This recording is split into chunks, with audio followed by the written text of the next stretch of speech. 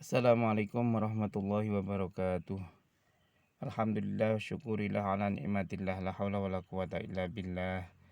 Wassalatu wassalamu ala rasulillah la nabiyya ba'dah. Teman-teman mahasiswa kelas metodologi penelitian kualitatif yang berbahagia, pada kesempatan kali ini saya akan menyampaikan satu topik bahasan kita yang melanjutkan beberapa topik sebelumnya, yaitu tentang macam-macam ya pendekatan penelitian kualitatif, di mana kemarin kita sudah menyinggungnya bahwa pendekatan kualitatif itu ada 5 ya. Yang pertama adalah fenomenologi, kemudian grounded research, biografi, kemudian etnografi, dan yang terakhir adalah studi kasus. Nah, pada kesempatan kali ini kita akan membedah satu persatu masing-masing pendekatan tersebut, di mana yang pertama ini saya akan mengajukan satu topik tentang memahami studi kasus. Oke, studi kasus ini sesungguhnya digunakan dalam lingkup penelitian yang sangat luas ya. Jadi banyak sekali penelitian-penelitian yang kita jumpai itu menggunakan pendekatan studi kasus. Bahkan kalau di prosentase studi kasus ini mendominasi ya, beberapa penelitian-penelitian, di samping beberapa pendekatan lain yang juga digunakan oleh para peneliti. Nah, bahkan di awal-awal ini sesungguhnya studi kasus ini karena memang sangat mudah dipakai, sangat luas digunakan oleh banyak peneliti, bahkan ada yang masih meragukan ya sebagai metode penelitian yang dapat diandalkan. Nah, kemudian metode studi kasus ini dapat digunakan untuk penelitian seperti penelitian kebijakan, kemudian penelitian yang berkaitan dengan ilmu politik, penelitian yang berkaitan dengan ilmu komunikasi, administrasi, ya, tata perencanaan kota, atau bahkan penelitian-penelitian tentang ekonomi. Saya kira banyak juga yang menggunakan studi kasus. Dan kemudian penelitian studi kasus ini amat cocok untuk menjawab pertanyaan ini yang seringkali diajukan oleh mahasiswa, utamanya di tingkat S1 ya. Ada pertanyaan how atau bagaimana begitu ya di dalam satu proposalnya atau satu penelitiannya. Ini cocok dengan menggunakan studi kasus biasanya.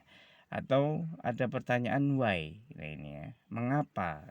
Ini biasanya juga cocok menggunakan studi kasus. Nah, ini ada 2 ini ya. Kemudian selanjutnya studi kasus sebagai metode penelitian. Nah, di sini sebagai satu metode penelitian ada beberapa definisi yang disampaikan oleh beberapa tokoh ya metodologi kualitatif. Yang pertama adalah ada Nasution ini ya. Nasution mendefinisikan studi kasus sebagai satu bentuk penelitian yang mendalam tentang suatu aspek lingkungan sosial yang mana manusia termasuk di dalamnya. Nah, ini yang pertama. Kemudian yang kedua, studi kasus merupakan suatu penelitian empiris yang menyelidiki fenomena dalam konteks kehidupan nyata, bila mana ya, atau kapan batas-batas antara fenomena dengan konteks tidak tampak dengan tegas dan multisumber digunakan. Nah, ini pendapat dari Yin ya. Nah, kemudian yang lebih konkret lagi ini dari Creswell, mengatakan bahwa studi kasus terjadi ketika peneliti melakukan eksplorasi terhadap identitas atau fenomena tunggal, tegas. Artinya ini sebenarnya kajiannya kajian seperti fenomenologi begitu ya, studi kasus, tapi fokus yang diteliti adalah tunggal ya, atau satu kasus ya, satu saja, dan yang dibatasi oleh waktu aktivitas dan pengumpulan detail informasi dengan menggunakan berbagai prosedur pengumpulan data selama waktu tersebut. Nah, saya kira ini beberapa definisi-definisi yang kemudian punyanya Creswell ini adalah yang paling konkret mewakili dari pengertian studi kasus sebagai suatu metode penelitian. Kemudian keunggulan studi kasus. Di dalam metode studi kasus di sini ada beberapa keunggulan-keunggulan yang bisa kita ketahui. Yang pertama adalah bahwa studi kasus ini dapat menjawab pertanyaan eksploratif, ya. What ini? Nah, eksploratif itu satu gaya bahasa di dalam satu penelitian biasanya ada di dalam pertanyaan penelitian ini ya, yang menuntaskan habis tema permasalahannya. Dalam satu pertanyaan, nah permasalahan itu selesai begitu ya. Nah, ini keunggulan studi kasus. Jadi kalau di dalam satu pertanyaan penelitian ada 2 misalnya atau 3, maka setiap pertanyaan yang diawali dari what itu misalnya akan selesai pada satu pertanyaan itu. Permasalahan yang dibahas, tidak kemudian bersambung pada pertanyaan berikutnya begitu ya. Nah, kemudian keunggulan yang lain adalah menjawab pertanyaan deskriptif ini seperti how ini ya. Jadi deskriptif itu artinya bahwa satu pertanyaan penelitian ini menggambarkan tema permasalahannya ya. Jadi permasalahan apa yang kira-kira diteliti itu digambarkan di dalam tema. Kemudian menjawab pertanyaan eksplanatif, why itu ya. Why? Pertanyaan eksplanatif ini dilakukan untuk menyingkap konteks peristiwa atau fenomena atau kasus yang sedang diteliti. Nah, ini jadi eksplanatif. Nah, ini beberapa keunggulan studi kasus. Artinya kalau ada beberapa pertanyaan tadi yang saya singgung di awal berkaitan dengan how atau why, di sini bahkan ditambahkan ada what ya. Jadi 3 lingkup pertanyaan itu sangat relevan ketika menggunakan pendekatan studi kasus. Selanjutnya ini berkaitan dengan 3 model studi kasus. Nah, di dalam satu metode studi kasus ada 3 model yang biasa digunakan. Ya.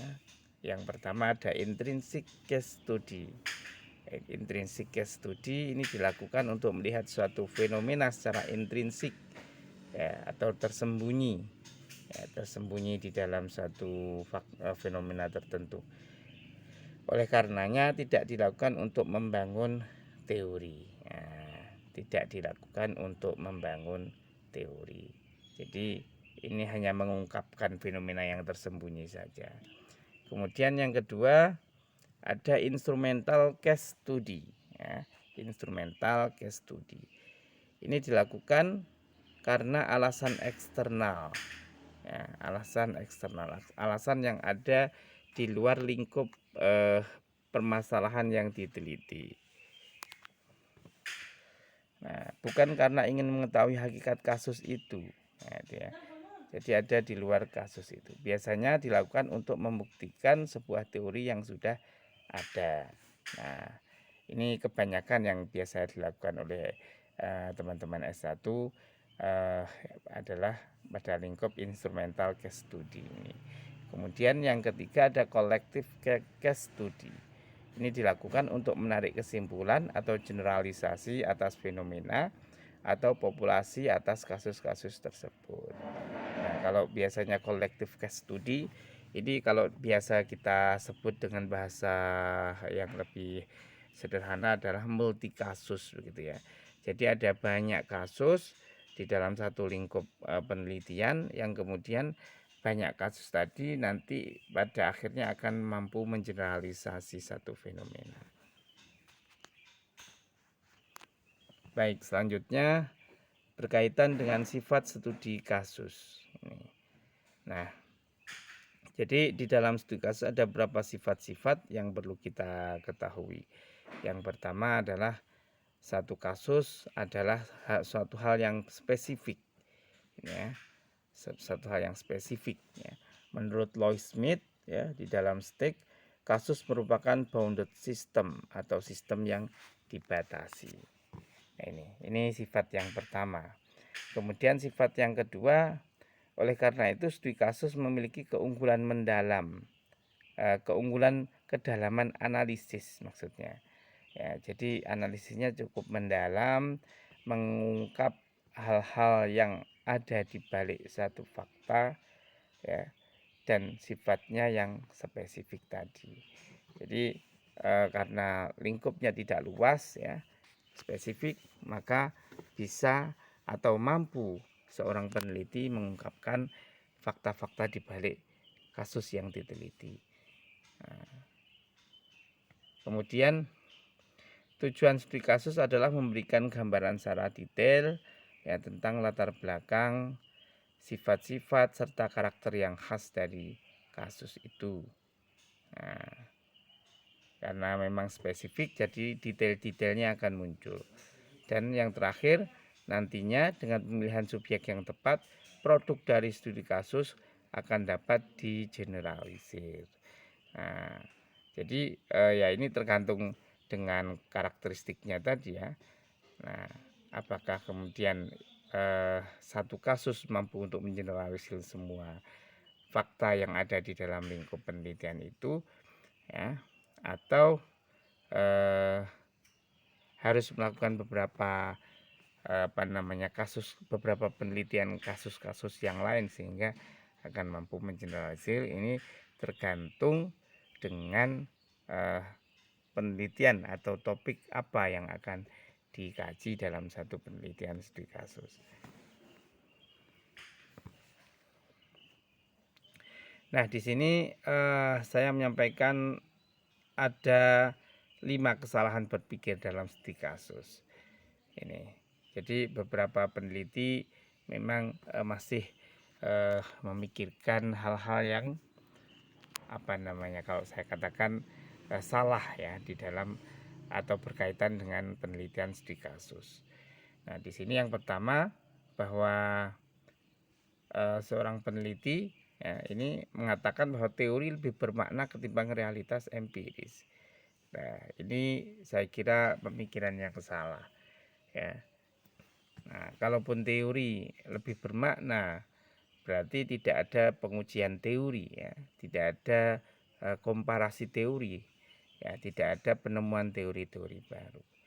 Nah, artinya sebenarnya ada hubungan yang saling berkaitan dan sama pentingnya antara teori dengan realitas yang empiris. Kemudian seorang tidak dapat mengeneralisir, ya, hanya dengan mendasarkan pada satu studi kasus. Nah, sehingga studi kasus tunggal tidak akan memberikan kontribusi berarti bagi pengembangan pengetahuan. Nah, jadi satu studi kasus ini meskipun, ya, nanti tidak mampu mengeneralisir, akan bisa dijadikan sebagai dasar untuk penelitian kasus berikutnya sehingga beberapa penelitian berikutnya mampu mengeneralisir.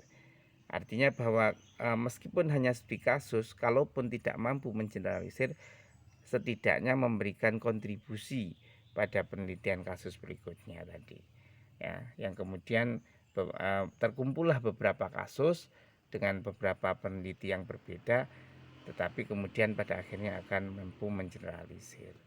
Jadi kontribusi satu kasus itu menjadi penting di sini untuk kemudian dilanjutkan oleh peneliti-peneliti berikutnya. Nah, kemudian studi kasus bagus digunakan untuk menyusun hipotesis. Nah, satu tahap awal dari keseluruhan penelitian.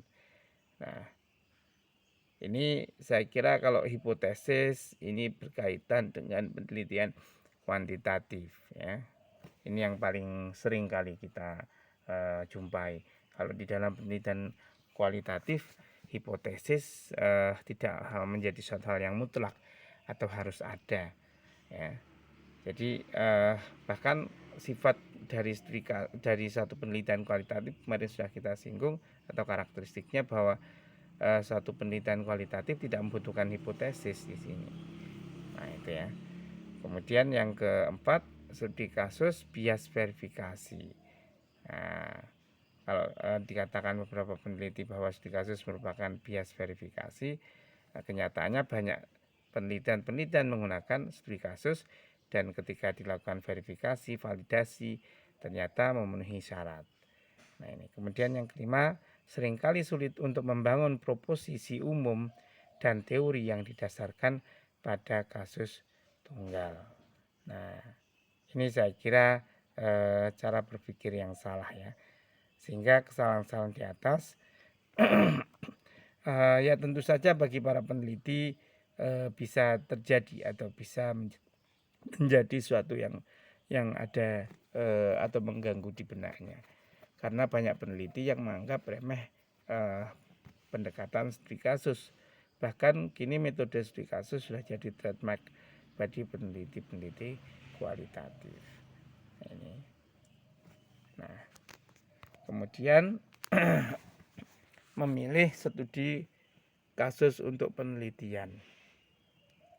Nah, di dalam satu penelitian, ketika kita ingin memilih studi kasus sebagai satu pendekatan atau metode dalam penelitian, maka ada 6 pertimbangan setidaknya ya untuk mengangkat suatu kasus ya. Jadi kasus yang bagaimana yang harus kita kaji. Yang pertama, pertimbangannya adalah sifat alamiah suatu kasus ya, khususnya mengenai aktivitas dan fungsinya. Ini. Jadi apa ya, kalau dikatakan kasus itu merupakan sesuatu yang alamiah, nah, ini saya kira juga bisa dan mungkin menjadi skala prioritas ya.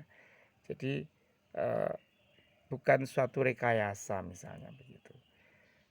Nah, kemudian yang kedua, latar historisnya ya.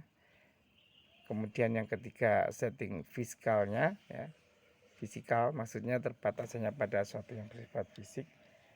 Kemudian konteks lain ya, yang berkaitan dengan ekonomi, politik, ya, hukum dan estetika. Kemudian kasus-kasus lain melalui mana kasus ini dikenali, dan informan-informan melalui mana kasus ini dikenali. Nah, ini saya kira 6 pertimbangan yang harus dipikirkan atau menjadi pertimbangan bagi para peneliti studi kasus. Nah, kemudian selanjutnya bagaimana kita mendesain studi kasus. Nah di sini desain penelitian ini saya kira definisinya. Ini desain penelitian merupakan kaitan logis antara data empiris dengan pertanyaan penelitian dan terutama konklusi-konklusinya. Nah, ini. Jadi kalau kita katakan secara sederhana, desain penelitian itu ya prosedur penelitiannya itu ya. Atau rencana tindakan untuk berangkat dari mana menuju ke mana. Nah, dari sini menuju ke sana, misalnya begitu. Nah, desain penelitian ini secara umum menurut Nasution ini ada beberapa manfaatnya. Pertama, memberikan pegangan pada penelitian dalam melakukan penelitian, ya. Kemudian menentukan batas-batas penelitian yang bertalian dengan tujuan penelitian. Nah, jadi misalnya kalau kita katakan desain penelitian itu sebuah proposal begitu, maka proposal itu menjadi rambu-rambu kita di dalam melakukan satu penelitian.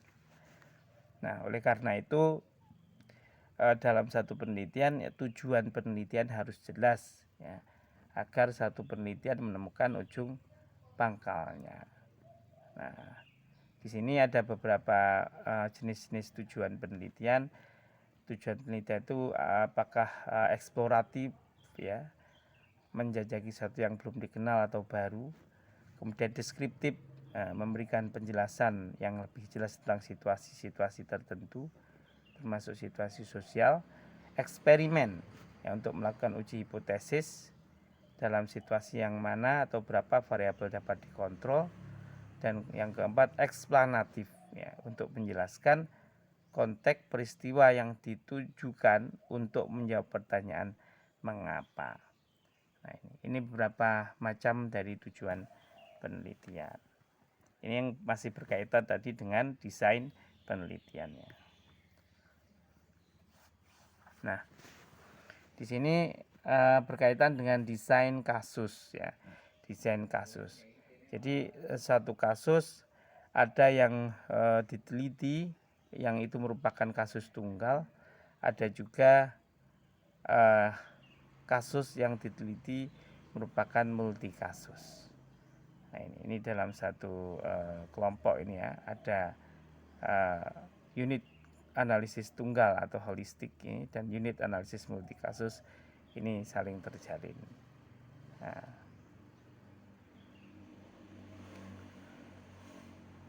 kemudian perbedaan kasus tunggal dan multi kasus di sini terletak pada jumlah kasus yang diteliti ya, tentunya yang multi kasus ada banyak kasus, sedangkan perbedaan holistik dan terjalin terletak pada banyaknya unit analisisnya.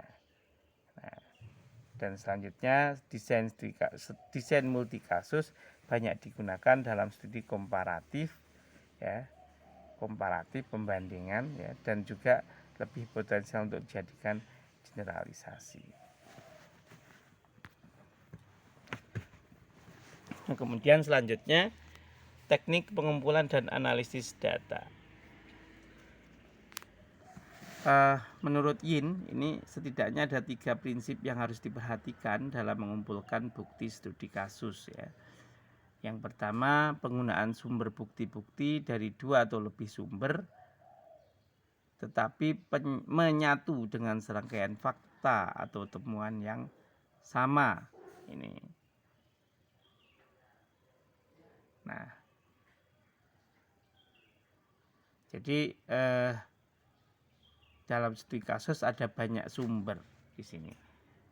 Ya, ada banyak sumber misalnya. Tapi dari masing-masing sumber itu akan menyatu pada serangkaian fakta atau temuan yang sama. Nah, ini yang pertama. Kemudian yang kedua, penggunaan data dasar dan kumpulan formal bukti yang berlainan dari laporan akhir studi kasus yang bersangkutan. Nah, ini. Jadi berkaitan dengan yang pertama dan kedua ini saya kira hampir sama. Sumbernya banyak, ya, kemudian data-data formalnya juga berlainan.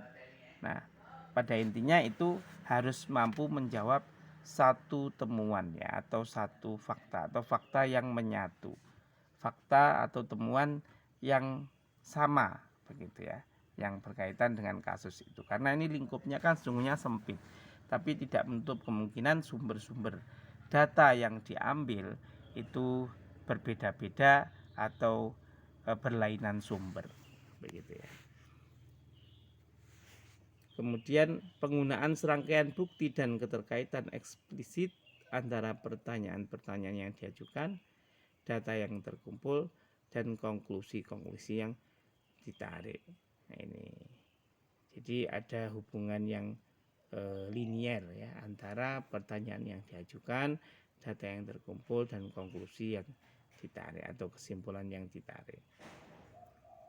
Nah, ini secara prinsip bahwa kita sebagai seorang peneliti, utamanya peneliti studi kasus, memperhatikan beberapa hal-hal utama yang berkaitan dengan pada saat kita melakukan pengumpulan data ya, maka apapun data itu ya, berapapun sumbernya, berapapun bukti-bukti dokumen formalnya ya, itu harus menjadi satu kesatuan yang koheren ya, mulai dari awal proses penggalian data sampai melakukan satu penyimpulan atau analisis data. Nah, ketika kita dalam melakukan pengumpulan data dengan menggunakan serangkaian sumber-sumber di atas ya ini, apakah person to person ya, apakah dokumen-dokumen formal begitu, laporan misalnya. Maka kalau kita memberlakukan proses pengumpulan data itu secara ketat dengan menggunakan prinsip-prinsip di atas, maka semakin meningkat pula kualitas substansial di kasus yang kita laksanakan.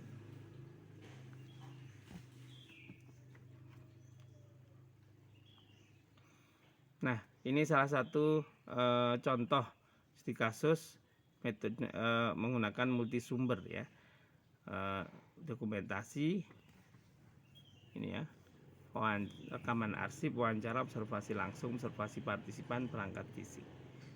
Nah, ini masih berkaitan dengan pengumpulan data. Jadi studi kasus itu memang karakteristiknya satu metode yang menggunakan multisumber ya. Nah, setelah sumber-sumber seperti dikumpulkan, maka selanjutnya adalah melakukan analisis.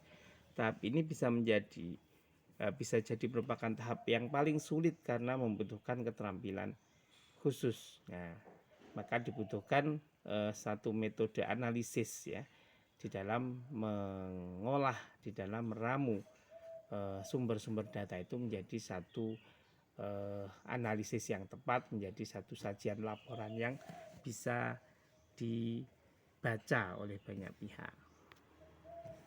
Maka kemudian di dalam analisis data yang biasa digunakan di dalam penelitian kualitatif menggunakan teorinya Mills and Haberman. Nah, di sini ada semacam interaksi data ya, namanya analisis interaktif.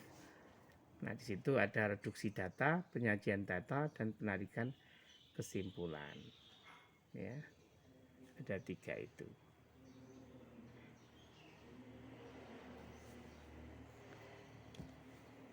Nah, selanjutnya pada saat kita sudah melakukan analisis, kita harus menulis laporan juga. Menulis laporan adalah suatu hal yang mutlak ya. Dengan kita memiliki data, dengan kita melakukan langkah-langkah penelitian yang benar, yang kemudian di akhir kita tidak menulis laporan, maka ya sama saja kita tidak melakukan satu penelitian. Ini Richardson ini memberikan suatu pendapat, in the spirit of affectionate reference toward qualitative research, I consider writing as method of inquiry, a way of finding out about yourself and your topic. Ini jadi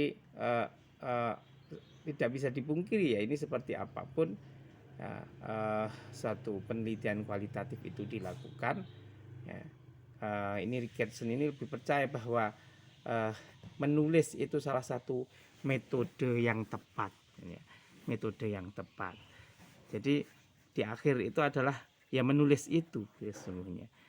Maka kemudian menulis menjadi satu jalan untuk menemukan jati diri kita, dan ya tentunya topik apa yang kita teliti begitu ya, tentang diri kita, tentang apa angan-angan kita, apa kesukaan kita dalam menulis, topiknya apa. Nah, disitulah sesungguhnya substansi dari satu penelitian ya, yaitu menulis itu sendiri. Maka menulis laporan itu menjadi sesuatu yang penting, dan ada beberapa analisis struktur yang dapat digunakan, struktur linier, struktur komparatif, kronologis, pengembangan teori, ketegangan tak beraturan.